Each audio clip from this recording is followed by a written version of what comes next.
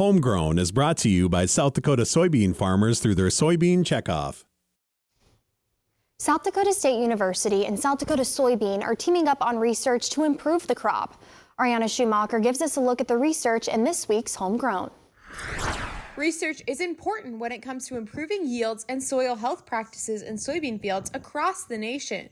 South Dakota Soybean and SDSU have been working together to research alongside local farmers.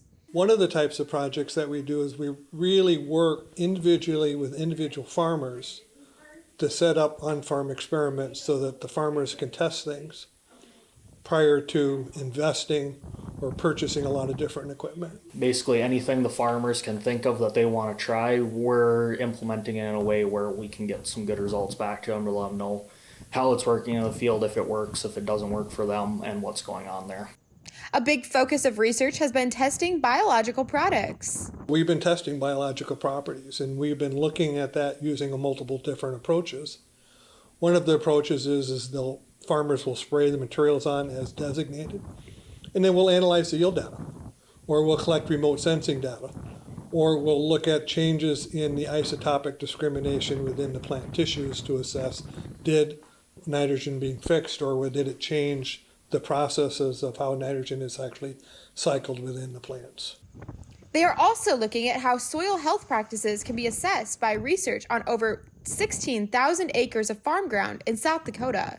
When I think about soil health practices, oftentimes we think about reducing tillage, or we think about planting cover crops, or we think about following 4R nutrient management strategies. Now, 4R nutrient management strategies are strategies which are designed to reduce costs, reduce the impact on the environment, and improve profitability. Genetics will take you so far, but it's a combination of things that actually improve that. And one of the biggest things is building up the soil health. Clay says one of the goals when they are looking at the findings from this research is to see how they can get soybean yields closer to 100 bushels per acre. The on-farm stuff encourages farmers to test different varieties on their home places. But we're also encouraging them to adopt practices that are going to improve the productivity of their entire farm. In Brookings, South Dakota, this is Ariana Schumacher for AgWeek. Clay says as we push closer to 100 bushel soybeans, it will impact the entire farming system because increasing productivity will return more crop residues to the soil, improving soil health. Thanks for watching AgweekTV on YouTube. Make sure to like and subscribe. We put out new videos every Saturday.